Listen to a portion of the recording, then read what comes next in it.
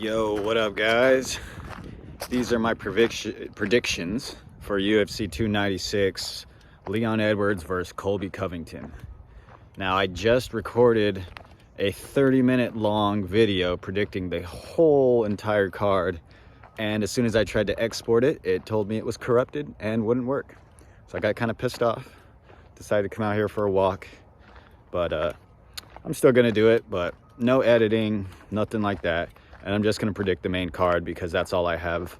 That's all I know by memory. So I'm going to start with the main event. Colby Covington versus Leon Edwards. I'm going to go Leon Edwards by close decision. I think Colby stylistically could be a real tough matchup for him. You know, the pace, the wrestling, the cardio, the pressure, specifically the pressure. I think Leon does have a real bad habit. Not a bad habit, but he backs himself to the cage. He likes to circle the ring, square his stance up. But I just feel like Leon Edwards' takedown defense looked really good against Usman. Both fights, even when he was exhausted. I think in the clinch, he's nasty with elbows. And I think the calf kicks, especially since both guys are southpaw, I think the calf kicks are going to come into play. Don't be surprised, though, if it's looking a little hairy for him at first, because Colby Covington's a fucking tough dude, you know. He may have gotten TKO'd by Kamaru Usman, excuse me, but it's not like he got knocked out cold, you know. And then he got dropped twice in the second fight and was still able to kind of work his way back in, and not objectively, but you could say he won the last 3 rounds. But that being said, I think Edwards, he's just too smart. The fact that they're in the same stance is going to give Colby some problems. Colby's kind of struggled against a couple southpaws. Not struggled, but he hasn't had the best like takedown accuracy against them. RDA. I think that's it, actually. But yeah, I just feel like Edwards' calf kicks, his boxing, and just the fact that I think the clinch is going to be a real tough place for Colby to find success. Shit. Well, I just walked into a puddle. So now I gotta walk this way again. But yeah, I think Edwards got it. I think he's hot right now, and Colby hasn't fought in a while, so I'm gonna go Leon Edwards by close decision. Don't be surprised, though, if Colby ends up taking over in the later part of the fight. Now, co-main event, we got Alexandre Pantoja versus Brandon Royval. I think Pantoja should be the favorite, but I'm going to take a chance. I'm going to pick Royval to get the upset here. I think the fact that he was doing pretty good in the stand-up against Pantoja and just made some really weird choices in the grappling, going for scrambles, giving up his back. Well, actually didn't give up his back. Pantoja took the back. But Pantoja, super, super simple game in the best way possible. He's one of the rare flyweights that will just fucking manhandle dudes and use control. He's very strong. And, you know, I could see him just rear naked choking Brandon Royval again. But I'm just going to take a chance. I think if Royval can keep up the pace that he was starting the first fight with, he could eventually wear on Pantoja and just start out-voluming him. But Pantoja has a great right hand. He's very determined. Even though he looks tired, he's got great cardio.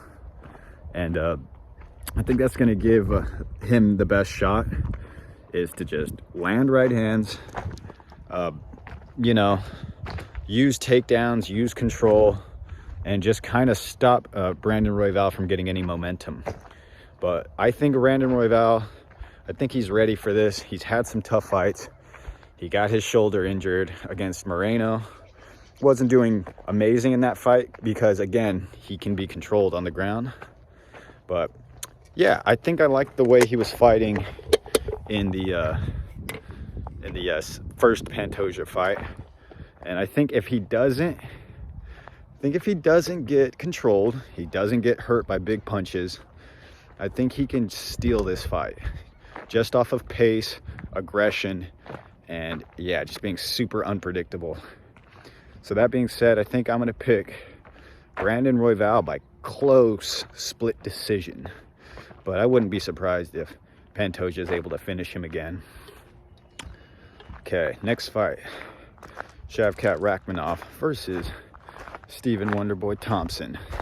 I'm going Shavkat. I'm going by 3rd round submission. I think, yeah, I just think he's a little too well-rounded for Stephen Thompson. Also, look at that leg. Not bad, huh? Yeah, I think even though Stephen Thompson's the better striker, I think he's faster. I think his footwork is 10 years, he's light years better than Rakhmonov. I just think the fact that Rakhmonov is so well-rounded, so dangerous in the clinch, it's going to give Stephen Thompson a lot of problems. You can kind of see the leg. Yeah, it's hard to pick a striker against someone who's actually well-rounded. And the fact is that Stephen Thompson, the majority of times he's actually been hurt on the feet has been counter right hands as he blitzes in. Just gets caught in the middle of exchanges. And then I think also when he does his side kick, he gives up his back. And against Rakhmonov, he will take the back, you know? And yeah, I mean, I know everyone's kind of like obsessed over Rakhmonov and acting like he's like some god tier striker slash just amazing wrestler, but I think he gets by a lot on just being big. He's way bigger than everyone he's fought, except for Neil Magny. Also, Rakhmonov has really good calf kicks. I think that's going to give Thompson some problems. I think eventually he smothers Thompson and controls him if things get hairy on the feet. And yeah, even though I love Stephen Thompson, it's just a rough matchup for him all around. So I'm going to go Shavkat Rakhmonov. Runs into some trouble on the feet. Probably going to get laced with straight lefts as he just kind of walks forward. But I think the grappling is going to be a little too much. The clinch, the elbows in close, the leg kicks. I just think he's got too many things for Thompson to worry about. And the only thing he's got to worry about from Thompson is side kick and good, not just a side kick, that's fucking stupid, but good kicks. And yeah, I just got to pick the more well-rounded guy. So I'm gonna go Shavkat Rakhmonov, 3rd round submission. Now we got a sad one. We got Paddy Pimblett versus Tony Ferguson. Yeah, I gotta go Paddy Pimblett. Even though, like, if I'm being completely honest with you guys, like if I'm visualizing it, I don't visualize him like if I'm like looking at them objectively skill-wise, Tony is more skillful. But Paddy is younger, he's bigger, and he's got a really good chin. I don't think Tony is going to be able to just like KO him on the feet.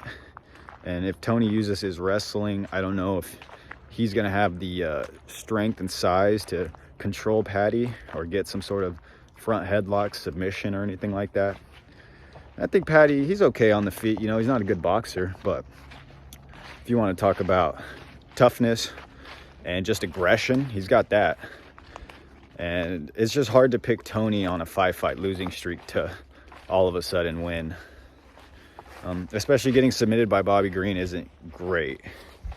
Ow. So yeah, I just think Paddy Pimblett is probably going to be able to neutralize Tony. And even though he's not a great wrestler, I just think the strength advantage is going to be on his side. And I think he's going to outwork Tony and possibly get a submission on him. But I don't have a great read on it. So I'm going to go Paddy Pimblett by submission. But I don't know. You know, I think we all want Tony to win. And next fight, we have Ian Gary, right? Ian Machado McGregor Dennis Gary versus Vicente Luque. I'm going the underdog. I'm going Vicente Luque. I think Ian Gary's a good fighter. He's a really good fighter. But I think Vicente Luque, if he can use his calf kicks, his check left hook, if Gary starts to get a little bit too crazy, and if he is smart and uses good pressure, maybe even adds in some takedowns, I think he can beat Gary. I think Gary is a good fighter. You know, he's got really good kickboxing, really good movement, but sometimes he gets a little over aggressive and leaves his chin in the air. And you know, he hasn't been in the wars that Vicente has. Vicente's he's a gamer. He's tough as hell. I think the only one that's ever knocked him out is Jeff Neal, and he had been rocked multiple times in that fight. And I think he had like a brain hemorrhage, just fucking scary. But all that being said, I just think stylistically he's got him, you know what I mean? And this isn't hating on Ian Gary, even though that's the fun thing to do right now. I just think yeah, I actually do got a feeling Vicente Luque is going to beat him. I was going to pick Jeff Neal to beat him, but I think Vicente Luque's got this. The calf kicks, the left hook, and the aggression, and just the toughness. He's so game. He's not going to quit in there, you know? So, that being said, I'm going to go Vicente Luque, 3rd round knockout. And that's going to do it for the main card. I was going to try to do the full card, but good old iMovie sucks. So, until I can figure out how to edit videos without using iMovie, I'm probably just going to stick to this format. I know it's kind of bunk, but just bear with me, guys. Anyways, thank you for watching, and yeah, see you later.